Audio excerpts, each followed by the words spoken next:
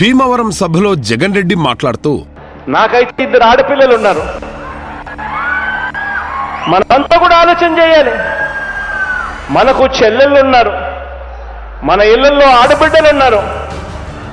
ఈ మహానుభావుడే తన రాజకీయ అవసరం తీరాక తోడబుట్టిన చెల్లెల్ని బయటకి గెంటేశాడు. ఈ పెద్ద మనిషి అధికారానికి అడ్డొస్తే సొంత బాబాయిపై కూడా గుడ్డలివేటు వేయాల్సిందే అన్న క్రూర సంప్రదాయాన్ని సమర్థించాడు. అంతేకాదు, బాబాయి హత్య కేసును ముందుకు సాగనీయకుండా తన అధికారాన్ని, పలుకుబడిని, రౌడీయిజాన్ని ప్రయోగించి సిబిఐకి అడుగడుగునా అడ్డుపడ్డాడు.